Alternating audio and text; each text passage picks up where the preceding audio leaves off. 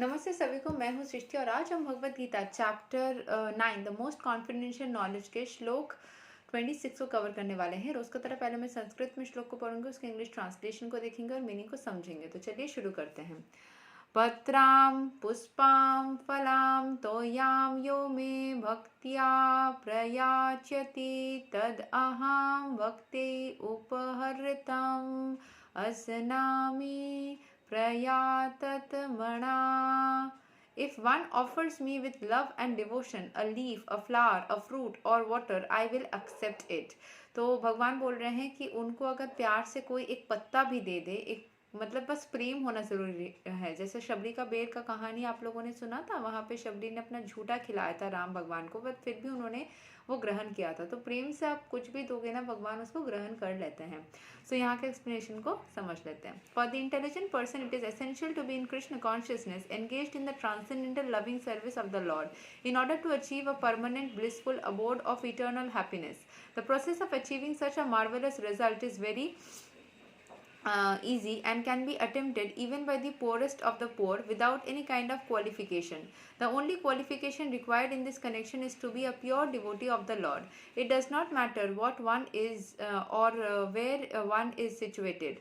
The process is so easy that even a leaf or a little water or fruit can be offered to the Supreme Lord in genuine love, and the Lord will be pleased to accept it. No one therefore can be barred from Krishna consciousness because it is so easy and universal.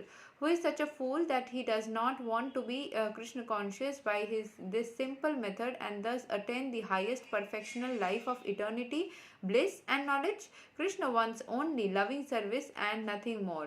Krishna accepts even a little flower from his pure devotee.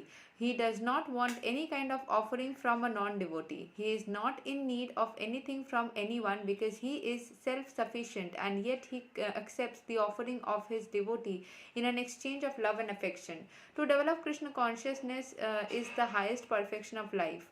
Bhakti is mentioned here twice in the verse in order to declare more emphatically that bhakti or devotional service is the only means to approach Krishna.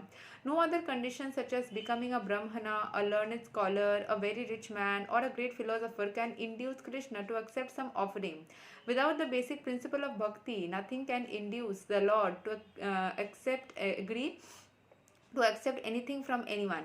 Bhakti is never casual. The process is eternal. It is direct action in service to the absolute whole.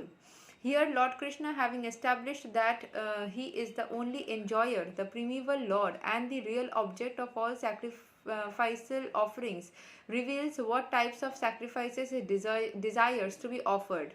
If one wishes to engage in devotional service to the Supreme in order to be purified and to reach the goal of life, the transcendental loving service of God, then one should find out what the Lord desires of him. One who loves Krishna will give him whatever he wants, and he avoids offering anything which is undesirable or unasked. Thus, meat, fish, and eggs should not be offered to Krishna. If he desired such things as offerings, he would have said so. Instead, he clearly requests that a leaf, fruit, flowers, and water to be given to him. And he says of this offering, I will accept it. Therefore, we should understand that he will not accept meat, fish, and eggs. Vegetables, grains, fruits, milk, and water are the proper food for human beings and are prescribed by Lord Krishna himself. Whatever else we eat cannot be offered to him, since he will not accept it. Thus, we cannot be acting on the level of loving devotion if we offer such foods. In the third chapter, verse 13, Shri Krishna explains that only the remains of sacrifice are purified and fit for consumption by those who are seeking advancement in life and release from the clutches of the material entanglement. Those who do not make an offering of their food, he says in the same words, are eating only sin. अगर आप भगवान को कोई चीज़ उत्सर्ग कर कर खाते हो तो वो प्रसाद बनता है, नहीं तो वो पाप बनता है. In other words, their every mouthful is simply deepening their involvement in the complexities of material nature, but preparing nice simple vegetable dishes, offering them before the picture or deity of Lord Krishna and bowing them and praying for him to accept such a humble offering enable one to advance steadily in life, to purify the body and to create fine brain tissues which will lead to clear thinking. Above all, the offering should be made with an attitude of love. Krishna has no need of food since he already possesses everything. मतलब भगवान को कोई खाना चाहिए नहीं है क्योंकि उनके पास तो सब कुछ है, बट हम देते क्यों हैं? Just to get his blessings and seek his energy, ताकि हम उनके एनर्जी से एनर्जाइज हो पाए. Yet he will accept the offering of one who desires to please him in that way. The important element in preparation, in serving and in offering is to act with love for Krishna. The impersonalist philosophers who wish to maintain that the absolute truth is without senses cannot comprehend this verse of Bhagavad Gita. To them it is either a metaphor or proof of the mundane character of Krishna, the speaker of the Bhagavad Gita.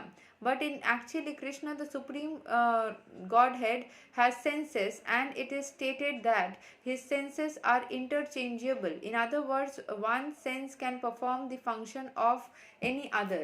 This is what it means to say that Krishna is absolute. Lacking senses, he could hardly be considered full in all opulences. In the 17th chapter, Krishna has explained that he impregnates the living entities into material nature. This is done by his looking upon material nature, and so in this instance, Krishna's hearing the devotee's words of love in offering foodstuffs is wholly identical with his eating and actually tasting. This point should be emphasized because of his absolute position. His hearing is fully identical with his eating and tasting. Only the devotee who accepts Krishna as describes himself without interpretation can understand that the supreme absolute truth can eat food and enjoy it. सो भगवान इन सब जो भी food आप उनको offer कर रहे हो, जो भी चीज़ें ऑफर करते हो, उनके अंदर अपनी एनर्जी डाल देते हैं. ऑब्वियसली भगवान की एनर्जी हर जगह पे है, पर थोड़ी और एनर्जाइज. जैसे हम कोई स्टोन पहनते हैं, क्रिस्टल्स पहनते हैं, because if we consider like that, या फिर कोई भी काम करने जाते हैं तो उसमें भगवान की ब्लेसिंग्स लेते हैं ना. सो भगवान से शक्तिशाली तो और कोई भी चीज़ नहीं हो सकता. उनसे ही सब कुछ बना है, बस थोड़ा और एनर्जाइज हो जाता है. दिस इज़ नथिंग लाइक कि वो चीज़ जो भगवान को ऑफर कर रहे हो, बस वही चीज़ भगवान के आशीर्वाद से बनी हुई है, बाकी सब कुछ ही बना हुआ है. बस उस टाइम पे वो थोड़ी और चार्ज्ड हो जाती है. जैसे हम स्टोन्स को चार्ज करते हैं या बड़ों की ब्लेसिंग्स लेते हैं, वैसी. ठीक है, क्योंकि आप अगर अपने माता पिता के अंश हो तो ऑब्वियसली माता पिता आपके लिए अच्छा चाहेंगे ही, बट जब आप उनके आशीर्वाद लेते हो कोई काम करने के लिए जाने के टाइम पे, तो उनकी एनर्जी से आशीर्वाद क्या होता है? Positive energy, a little bit more you can say energised form में, राइट. सो वही चीज़ें है. And yes, this is what he says that Krishna को कुछ भी चाहे आप अपने सिंपल से मन से ऑफर करना चाहे कर दीजिए, उनकी ब्लेसिंग्स हमेशा ही बनी रहेगी. यही था श्लोक number 26 of Bhagavad Gita chapter 9. अगले वीडियो में हम श्लोक 27 को कवर करने वाले हैं. तब तक के लिए हरे कृष्ण, राधे राधे, जय श्री राम.